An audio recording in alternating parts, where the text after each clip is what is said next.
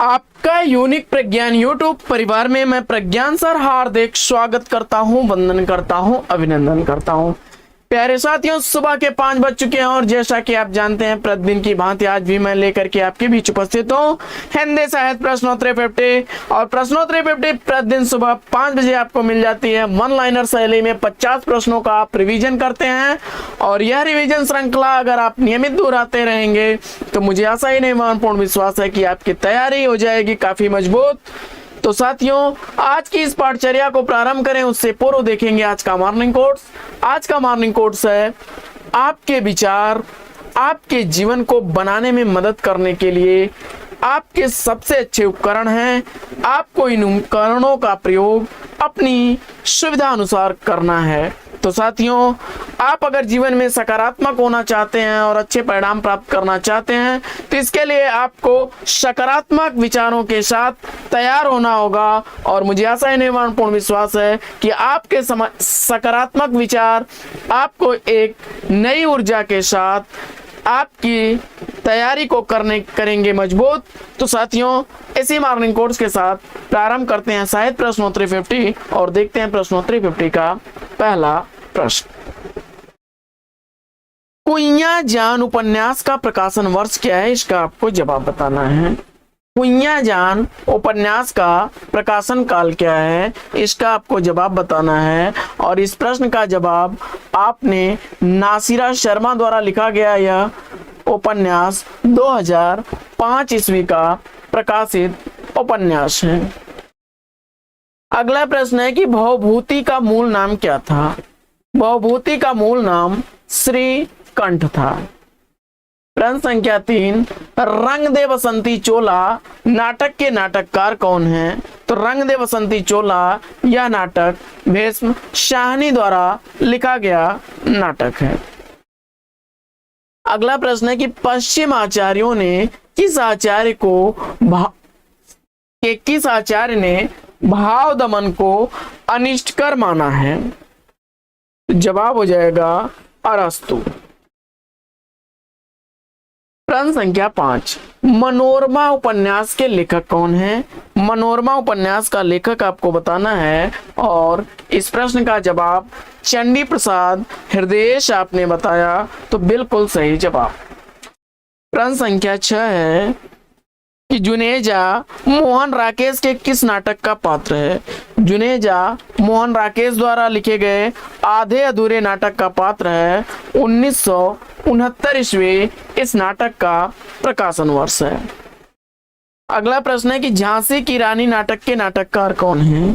झांसी की रानी नाटक वृंदावन लाल वर्मा द्वारा लिखा गया 1948 ईस्वी का प्रकाशित नाटक है। प्रश्न संख्या 8 है कि जीरो रोड उपन्यास की लेखिका कौन है? जीरो रोड उपन्यास की लेखिका आपको बताना है। तो नासिरा शर्मा द्वारा लिखा गया यह उपन्यास 2008 ईस्वी का प्रकाशित उपन्यास है। अगला प्रश्न है कि मुर्दहिया आत्मकथा के लेखक कौन है? मुर्दहिया आत्मकथा तुलसी राम द्वारा लिखी गई 2010 ईस्वी की प्रकाशित रचना है। अगला प्रश्न है कि मैंने स्मृति के दीप जलाए संस्मरण के लेखक कौन है? मैंने स्मृति के दीप जलाए संस्मरण रामनाथ सुमन द्वारा लिखा गया 1876 ईस्वी का प्रकाशित संस्मरण है। अगला प्रश्न है साहित्य विधाओं की प्रकृति आलोचना ग्रंथ के लेखक कौन है? साहित्य विधाओं की प्रकृति आलोचना ग्रंथ देवी शंकर अवस्थी द्वारा लिखा गया है। अगला प्रश्न है कि सीता बनवास नाटक के लेखक कौन है? सीता बनवास नाटक ज्वाला प्रसाद मिश्र द्वारा लिखा गया 1895 ईस्वी का प्रकाशित नाटक है। अगला प्रश्न है कि मनोविश्लेषणवादी उपन्यास के जनक कौन है? मनोविश्लेषणवादी उपन्यास जैनेन्द्र कुमार द्वारा लिखा गया उपन्यास है। अगला प्रश्न है कि काव्यालंकार सूत्रवृत्त के रचनाकार कौन है? काव्यालंकार सूत्रवृत्त आचार्य वामन की रचना है। अगला प्रश्न है कि सची मैथिली शरण गुप्त के किस रचना का पात्र है? सची मैथिली शरण गुप्त द्वारा लिखी गई विष्णु प्रिया का पात्र है। अगला प्रश्न है कि पुष्पलता कहानी संग्रह के लेखक कौन है? पुष्पलता कहानी संग्रह सुदर्शन द्वारा लिखा गया कहानी संग्रह है। अगला प्रश्न है प्रश्न संख्या 17 कि रस निष्पत्ति में विवेचना में भावकत्व और भोजकत्व की कल्पना किस आचार्य ने की है? तो जवाब हो जाएगा भट्ट नायक ने भुक्तिवाद में भावकत्व और भोजकत्व की कल्पना की है। इसके बाद अग्निशिखा नाटक के लेखक कौन हैं? अग्निशिखा नाटक लिखने वाले राम कुमार वर्मा जी हैं। 1970 ईस्वी इसका प्रकाशन वर्ष है। अगला प्रश्न है कि रेखा गौरा अज्ञेय द्वारा लिखे गए किस उपन्यास के पात्र हैं? इसका आपको जवाब बताना है। तो नदी के द्वीप उपन्यास के पात्र हैं रेखा और गौरा। 1951 ईस्वी इस उपन्यास का प्रकाशन वर्ष है। अगला प्रश्न है कि अपना मस्तक काट के वीर हुआ कबीर, यह उक्त या यह कथन किसका है? जवाब हो जाएगा दादू दयाल का। अगला प्रश्न है कि शुद्ध कविता आलोचनात्मक कृति के लेखक कौन है? तो शुद्ध कविता की खोज यह आलोचनात्मक कृति रामधारी सिंह दिनकर द्वारा लिखी गई 1966 ईस्वी की प्रकाशित रचना है। अगला प्रश्न है कि गोदान का कौन सा पात्र मुंशी प्रेमचंद के प्रगतिशील विचारों का वाहक माना जाता है? तो प्रोफेसर मेहता गोदान उपन्यास में प्रगतिशील विचारों के वाहक हैं। अगला प्रश्न है कि कितना बड़ा झूठ कहानी संग्रह के रचनाकार कौन है? तो कितना बड़ा झूठ कहानी संग्रह उषा प्रियमवदा द्वारा लिखा गया कहानी संग्रह है। अगला प्रश्न है कि दलित विमर्श की भूमिका धम्म विजय किसकी आलोचनात्मक कृतियां हैं? तो दलित विमर्श की भूमिका और धम्म विजय कमल भारती की आलोचनात्मक कृतियां हैं। अगला प्रश्न है कि खांटी घरेलू औरत कृति के रचनाकार कौन है? खांटी घरेलू औरत यह ममता कालिया की रचना है। अगला प्रश्न है कि देहर भई विदेश किस विधा की रचना है? देहर भई विदेश आत्मकथ्य है। अगला प्रश्न है कि कौमुदी महोत्सव नाटक के नाटककार कौन है? तो कौमुदी महोत्सव नाटक चाणक्य द्वारा लिखा गया 1954 ईस्वी का प्रकाशित नाटक है। अगला प्रश्न है कि हंसा जाए अकेला कहानी के लेखक कौन है? हंसा जाए अकेला कहानी मार्कंडे द्वारा लिखी गई कहानी है। अगला प्रश्न है कि दोहरा अभिशाप आत्मकथा की लेखिका कौन है? दोहरा अभिशाप आत्मकथा कौशल्या वैसंत्री द्वारा लिखी गई रचना है। अगला प्रश्न है कि सुबह दोपहर शाम किस प्रसिद्ध उपन्यासकार की रचना है? सुबह दोपहर शाम कमलेश्वर द्वारा लिखी गई रचना है। अगला प्रश्न है कि गुड़िया भीतर गुड़िया आत्मकथा की आत्मकथाकार कौन है? गुड़िया भीतर गुड़िया आत्मकथा मैत्रेयी पुष्पा द्वारा लिखी गई 2008 ईस्वी की आत्मकथा है। प्रश्न संख्या 32 निर्गुनिया अमृतलाल नागर की किस उपन्यास की पात्र हैं? तो नाच्यों बहुत गोपाल उपन्यास की पात्र है। 1978 ईस्वी उपन्यास का प्रकाशन काल है। प्रश्न संख्या 33 है कि दोपहर का भोजन कहानी के कहानीकार कौन है? तो दोपहर का भोजन कहानी अमरकांत की कहानी है।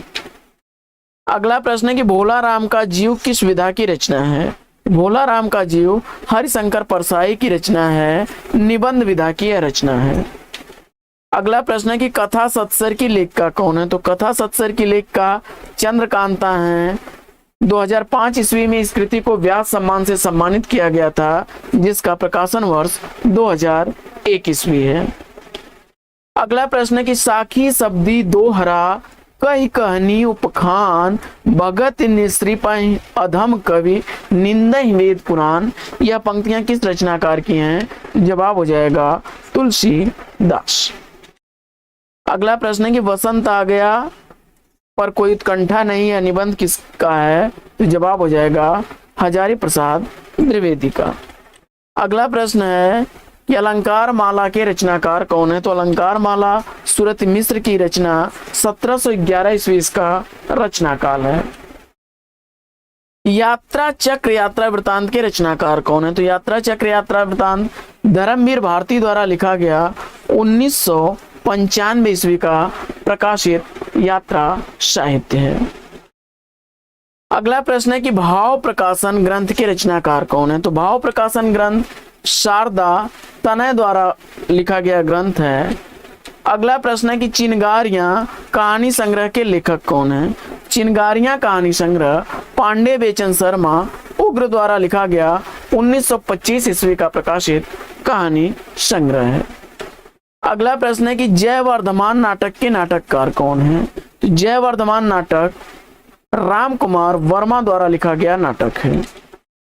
अगला प्रश्न है कि हिंदी का ऐसा कौन सा निबंधकार है जिसके ध्यान में लिखते समय बाण और दंडी रहा करते थे? जवाब हो जाएगा गोविंद नारायण मिश्र। अगला प्रश्न है कि आदर्श हिंदू उपन्यास के उपन्यासकार कौन है? आदर्श हिंदू उपन्यास के उपन्यासकार लज्जाराम मेहता हैं। अगला प्रश्न है कि जैनेन्द्र के विचार साक्षात्कार के लेखक कौन है? जैनेन्द्र के विचार साक्षात्कार प्रभाकर माचवे द्वारा लिखा गया है। 1939 ईस्वी का प्रकाशन वर्ष है। अगला प्रश्न है कि किस आचार्य ने भावातिरेक को अनिष्टकर माना है? तो भावातिरेक को अनिष्टकर मानने वाले आचार्य हैं प्लेटो। अगला प्रश्न कि देखिए मार्क्सवाद सिखाता है कि हर चीज पर डाउट करो, यह कथन किस आलोचक का है? तो जवाब हो जाएगा रामविलास शर्मा का। अगला प्रश्न है कि हिंदी साहित्य का वैज्ञानिक इतिहास कृति के लेखक कौन है? हिंदी साहित्य का वैज्ञानिक इतिहास गणपत चंद्र गुप्त की रचना 1965 ईस्वी की प्रकाशित रचना है। अगला प्रश्न है कि एक प्लेट सैलाब कहानी की लेखिका कौन है? एक प्लेट सैलाब कहानी मन्नू भंडारी द्वारा लिखी गई कहानी है।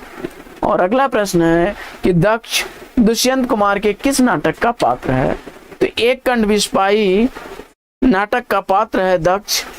1963 ईस्वी इस नाटक का प्रकाशन काल है। तो साथियों आज की यह प्रश्नोत्तरी 50 लेती है यहीं पर विराम। फिर मिलेंगे आपसे अगले वीडियो में एक नए प्रकरण, एक नए टॉपिक, एक नए अंदाज में। तब तक के लिए लेंगे आपसे विदा। आपका जीवन मंगलमय हो। बेस्ट विशेष बेस्ट ऑफ लक। जय हिंद साथियों।